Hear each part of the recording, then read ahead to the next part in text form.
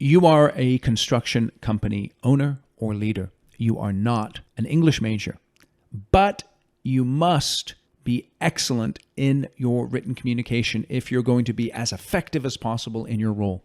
And that's why I am very excited to welcome to Construction Genius this week, Joshua Lisec. Joshua is an expert in the written word. He has developed courses to help professionals communicate more clearly, and he is going to share with us today a number of tremendously important insights to help you as a construction professional communicate via the written word much more effectively. Enjoy my interview with Joshua. Check out the links in the show notes so that you can learn more about the work that he does and benefit from that. And I really appreciate you listening to Construction Genius today. This is Eric Anderton, and you're listening to Construction Genius, a leadership masterclass. Thomas Edison said that genius is 1% inspiration and 99% perspiration. If you're a construction leader, you know all about the perspiration, and this show is all about the 1% inspiration that you can add to your hard work to help you to improve your leadership.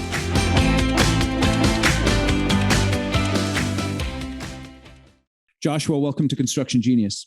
Hey, Eric, I'm pleased to be here. Thanks for having me on today. You are a well-known expert in the realm of written communication, and in my experience working with construction companies, it is often the written word that causes the most damage. And I'll give you an example. I was chatting with one of my clients this week, and he's a young project manager, super talented, but just a little bit volatile. And he was telling me about an incident where he received an email from a supplier, and he didn't like the email, and he immediately blasted back via email, and it had a negative impact on the relationship. Can you speak to, as an expert in written communication, how to handle those kind of high pressure, emotional situations in written form? Yes, absolutely. And this one example of putting someone on blast in the context of supplier also allows us to zoom out to how to be more effective at communication, written form,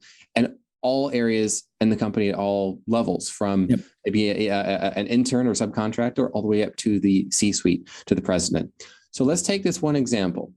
What is the desired outcome? Well, the desired outcome is to persuade, AKA to get the other person to want to do what you want them to do. That, in a short, is persuasion.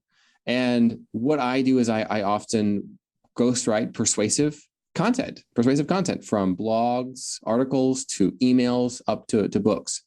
And one of the things that we've learned is that escalatory communication is anti-persuasive, meaning you're giving someone reason to not want to do what you want them to do. And so the best way to de-escalate is to sanitize that otherwise blasting email of emotion.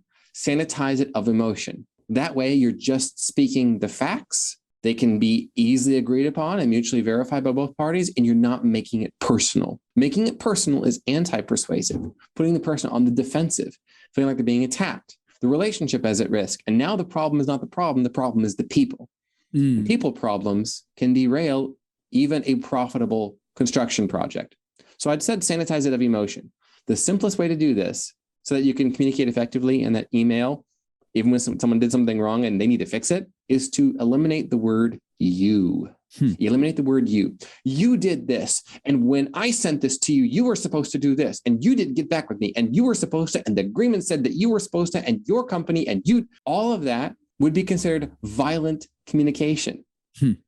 Violent communication, meaning you are attacking the other person with your words. You're getting them to be on the defensive. Shields up. Cortisol is pumping now. And they're feeling that they're being attacked. And so the quickest way to get the outcome you desire in business, in your emails, is to sanitize them of emotion. Simply state facts, state them clearly, and state them without adverbs. Anyone who follows me on social media knows that I call these bad verbs, adverbs. And I point out that adverbs are what we use when we lie, when we exaggerate. For example, I literally explained to you you might have written, but from your perspective, they would say, you literally did not explain that to us. You make me very upset. Very? That sounds like you've just triggered yourself and you've worked yourself up into an emotional state. And so by removing adverbs, we can simply state facts without emotion, without aggrandizing the situation. And by removing the word you, we're no longer putting the person on the defensive. We're simply able to state fact. So this one simple adjustment to the emails you're sending in a problem context where you need to get someone to do something. And it's really helpful if you can help them want to do what you want them to do. De-escalatory, non-violent language does not put them on the defensive. Remove the adverbs, remove the you-based attacks and directions by simply stating what you need done and how it helps everyone involved. Use language like so that we can and because and in order to. Those three simple phrases are your friend for persuasive writing, because we want to make sure that we're able to pay you on time so that we can both keep the terms of our agreement in order to protect our relationship and make sure everyone feels good about it. It's not macho language, but do you really want to have a literary punch to the gut at one of your key suppliers? Is that what you want to land? Right. Not if you want to persuade, friends. Let me ask you, you got to help me here because my grammar understanding sucks. Define for me what is an adverb and why. You gave us this idea of adverbs are for lying or exaggerating, but tell me exactly what an adverb is. Yes, an adverb is a word that modifies a verb, an adjective, or another adverb. And it's that modification that can be clarifying. It can be clarifying. It can be helpful. However, most of the time it's used to modify a lie to make it appear true. And I regularly have viral tweets about this. Now, what I just did is I used a positive example of modifying a fact. I said, I regularly put out tweets on this. Regularly modifies the explanation of at what intervals do I do this? Right. I tweet out. Well, do I tweet out once? Do I tweet out? Like, you need more information. So I'm clarifying what I mean. I tweet about this a lot. So if you follow me, you will see at least once a day, I am pointing out someone using adverbs to manipulate. Right. This is what I do. Adverbs, we call them.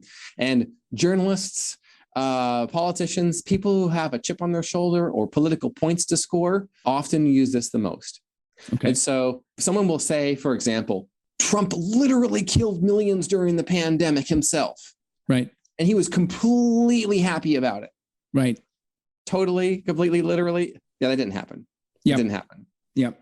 And so they've taken a lie. He killed millions. Like, okay, no, he didn't. Whether you agree with the handling of the pandemic as the way that it was early on or not, Fauci or friends or not, what we've done is we've made an assertion and we've tried to modify the assertion to make it feel true.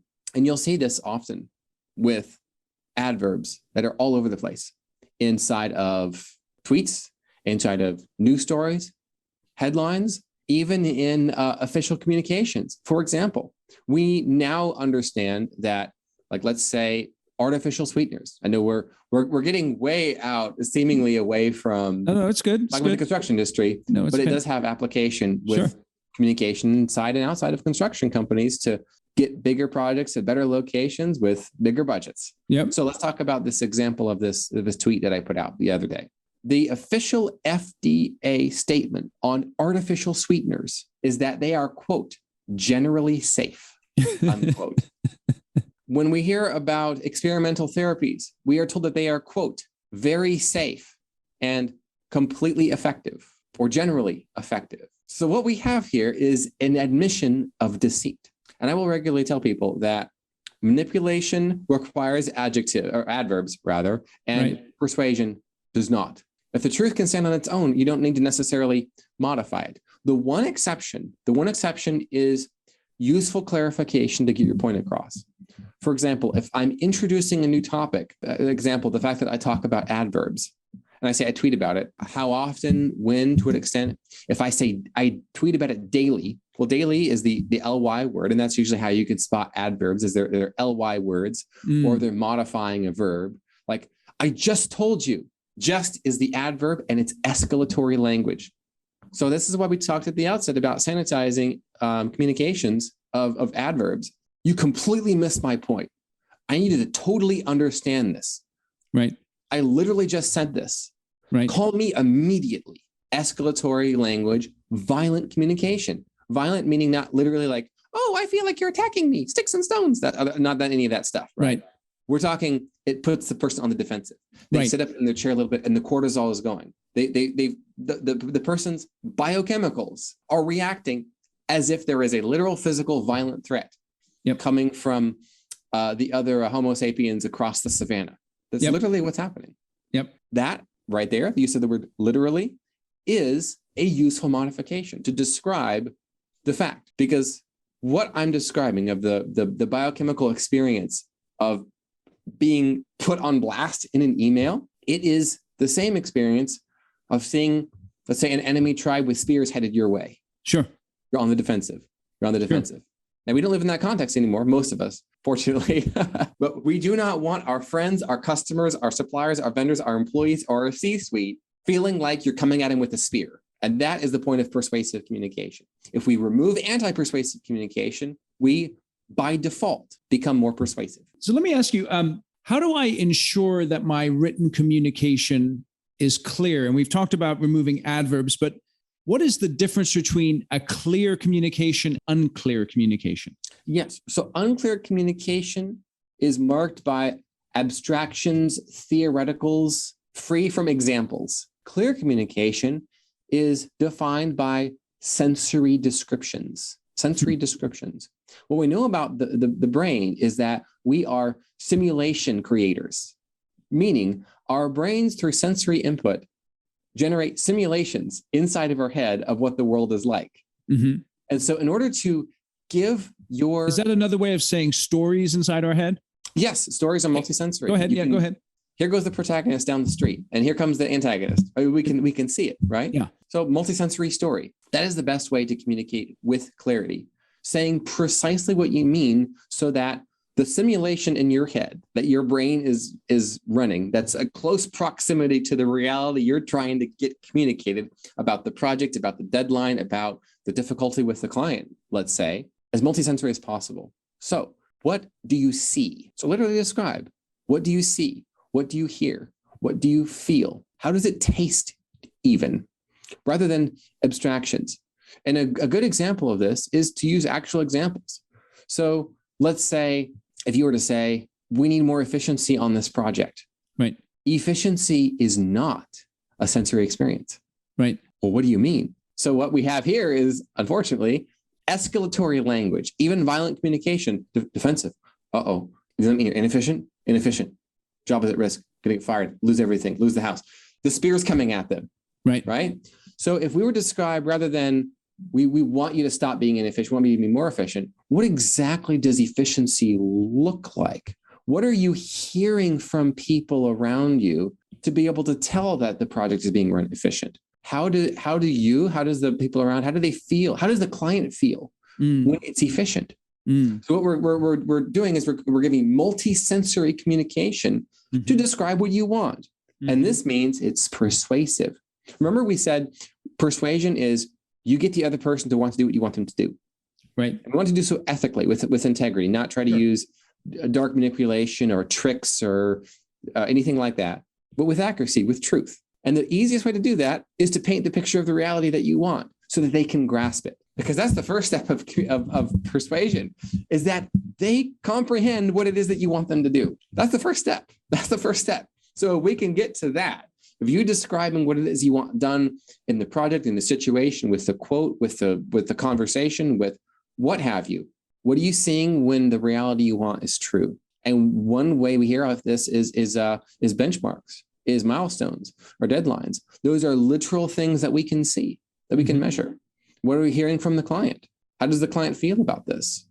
Is that a faster pace or is it a slower pace? Speak in multisensory terms. No, it's interesting because, we began the discussion talking about how to take emotion out of written communication. And now we're talking about how to put emotion, or at least, like you say, sensory experience into written communication. Precisely. It is the removal of emotions we don't want, Right. thus allowing us to replace them with the emotions we do not want. It's the elimination of anti-persuasion, which puts people on the defensive, which is repulsive, which escalates unnecessarily and can cause a disruption in the relationship, or worse, replacing it with clear communication, persuasive communication, multisensory communication, so that the person can see what you see, hear what you hear, and feel what you feel. And like you said earlier, there's these, as you're taking that negative emotion out, you use the phrase "so that we can," "because," and "in order." Can you Correct. give us a little bit more on those particular frames there? That I found that very interesting. Yes, and this is where we go from the person understanding what it is that you want to understanding how you getting what you want gets them what they want. Because we're defining persuasion as getting the other person to want to do what you want them to do. And how can you do that? Reciprocity, one of the great principles of persuasion and practice. Business is reciprocity. A contract is reciprocity. I get this, you get that. Right. And we can do so in communication to reinforce that reciprocity, to make it clear. So it's not a win-lose. You get this so I don't fire you. Right. Or I get this from you so I don't fire you. Because fear of loss, again, is defensive. That's a great way to get people looking for another job, looking for a way out, finding a way how they can manipulate you, get around you, put in as little work as possible to not get fired because they don't trust you. We want trust. We want to be liked, trusted, respected. As communicators, as construction people, as leaders in any industry. And so using language. Oh, yes, go ahead, Eric. No, I'm just wondering, because let's say I'm a construction CEO and I've just bought into the company. It's the time of year where perhaps I'm hiring college grads, and maybe I've hired someone who's, they have the construction management degree, but they definitely don't have an English literature degree or an English writing degree. What would be the first steps that I could take to help them to be effective communicators in writing? How can I get them on that path? Yes. Well, the very best one is one that I'm self-interested in. That would be my. I have several writing courses that have precisely 2,475 students as of today in them. And one of them, the most popular one, is called "The Best Way to Say It," and it's how to communicate anything effectively, from a blog article on up to a full-length nonfiction book. Right. And the point is how to take the ideas, the directions, the instructions, the commands, the needs, everything that you need to put in other people's heads so that they want to do what you want them to do, and how to write that from scratch. And students regularly say it is the first and the only program that worked. And interestingly enough, and this is a surprise to me, by the way, I was expecting that it was going to be executives and leaders who are going to say, "Oh, wow, this has really helped me with my communication." Those people just take the course, they spend an hour and they say, "Okay, I'm just going to hire Joshua to write for me. Just what you teach in the course, Joshua, just do this for us." Right. But the type of person that benefits the most is an employee, an 8 to 5 or 9 to 5 employee, to better communicate in their job with their coworkers, with management, and increase their promotability. Right. Because they're trusted communicators. This person can get the job done because they can describe the job best to everyone else. So let's say I'm under pressure to respond to an email in a time frame, and I don't want to do the blast, and I want to make sure I'm clearly communicating. Can you describe step by step how someone should begin to write that email so that they can be relatively efficient about it and they don't have to agonize over it for hours or days? Yes. The very first thing, and this is the first step in the best way to say it process. You've got a communication to write. It needs to be written immediately. Right. To use an adverb that's actually accurate. You do immediately need to send a reply to this. If it's 4:55, Eastern time, and they're in Central, that means they've got an hour and 5 minutes to read it before into business. You better write that thing fast. Right. Here's what you do. What I recommend, because I did this myself, as I open the email to reply to, I start writing the reply. I X out the recipient's name. So remove the recipient's name from it real quick, so you don't accidentally hit send. What you want is you want to simulate the writing experience where you're actually going to be sending the email, but you don't want to accidentally send the email. That's a no-go. So open up the email, X out the person's name that you need to reply to, and you can add them back in at the end. Right. And first draft is vent. I call it the brain dump. Dump your thoughts that you need to get across. Everything, even the emotions, negativity, the rage, 3 exclamation points, all caps. Put it in there. That's the very first thing, the brain dump. Yep. It's great. That's first step. Now that you've got it all in there, and maybe it's 2 paragraphs of ranting, do not send that. Before, you might have sent it just like that. Maybe follow a little spell check before sending it. It's anti-persuasive. So we're going to take a couple of minutes, no more than 5 minutes, for the following steps. So maybe it takes 5 minutes longer, but if you get what you want and it saves the project, that's 5 minutes. That 5 minutes is immensely worth it. So after the brain dump, you then restructure, meaning you look at what you've written, what you've brain dumped, and you ask yourself, are you saying the right thing in the right order? What is the first most important thing that the recipient sees? Knowing that what you want them to do inside their head, and you want them motivated to do it, internally motivated, not because they're afraid of punishment or consequences or loss, because now they're on the defensive. They're saying, how can I put on my shield and get a counterattack on this person? All right. We don't want them in counterattack mode. We want them in open mode. So restructure. What are the things that need to know and the order they need to know them? And as you're doing this, as you put it in order, you will find phrases that have all caps. You'll find a sentence that ends with 3 exclamation points. Delete it. Just get rid of it. It does not, if it's not part of the order that they need to know and the order they need to know it, just remove it. Just remove it. That's the second stage, is the restructure. The third step, very simple. Refine. This is where you ask yourself 2 questions. Now that you've got everything you want to tell them in that email, and you put it in the order that it should probably go, and anything that's obviously escalatory, you just deleted it, you just backspace it out of there, you're going to refine it. Now ask yourself, am I asking or telling precisely what I want? Can they read this email at a glance and know what to do without replying back? What do you mean by X? Can you clarify Y? What do you mean by Z? And you're going to fill in those gaps. And you probably realize that there is little too much emotion and not enough instruction. Remember we talked about sanitizing of emotion and speaking in terms of only the facts, only the truth, only the information? The refine stage is probably where you're going to replace those emotions with step 1, do this, please. Step 2, do this, please. Step 3, do this, please.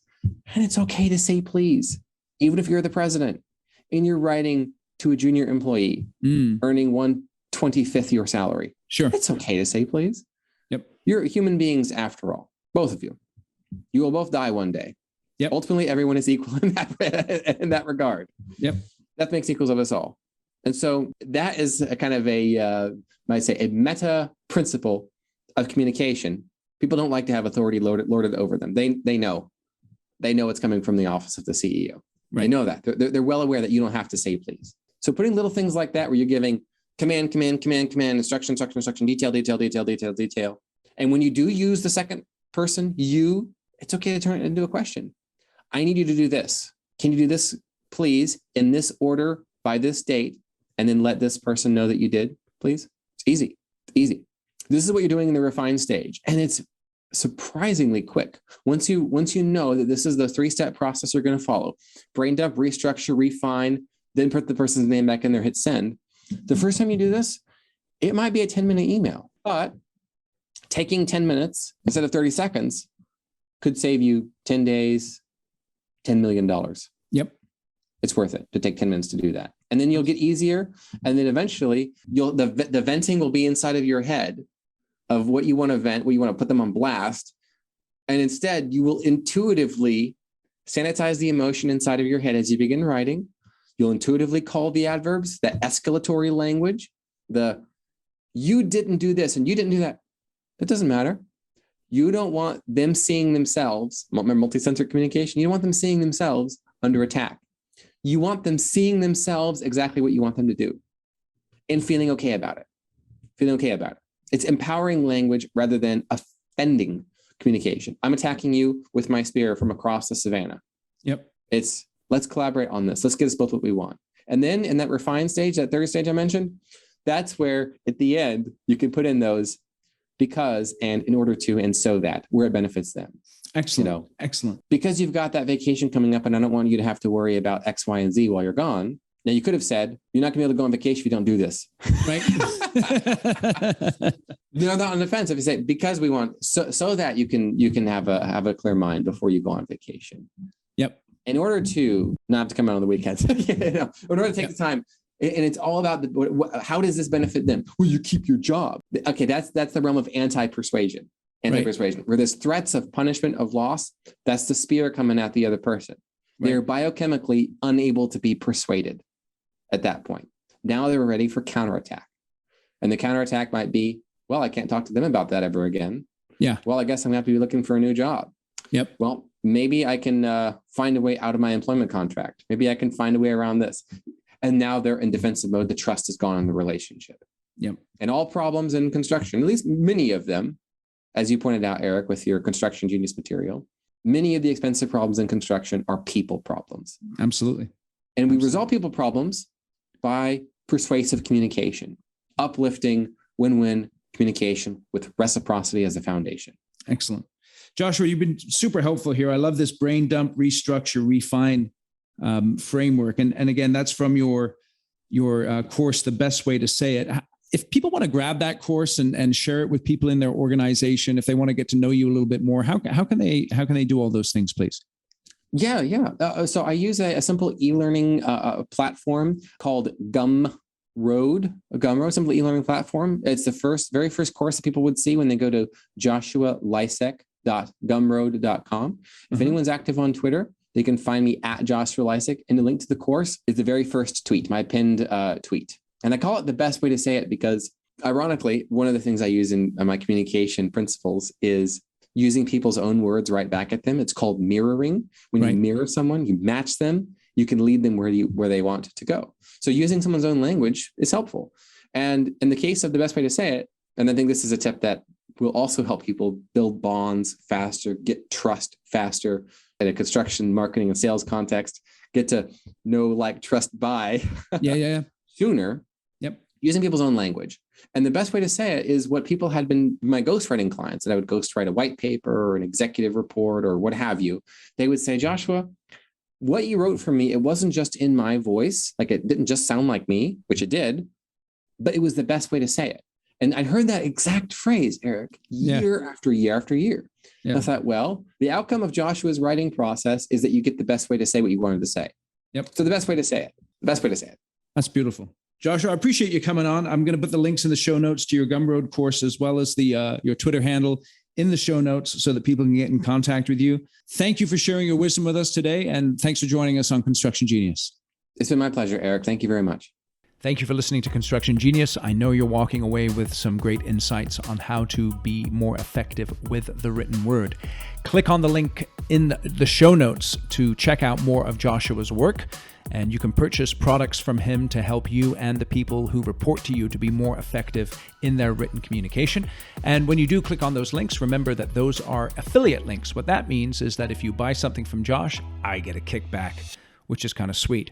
And I never do this, but I'm doing it with Joshua because I know that his work is tremendously important and helpful to you and your people so that you can be better with the written word. So check out those links. Let me know if you have any questions about that, of course, and connect with Joshua on Twitter. He hangs out there quite a bit. I know as you get to know him, you'll get to appreciate the work that he does with companies all around the world. Thanks again for listening to Construction Genius.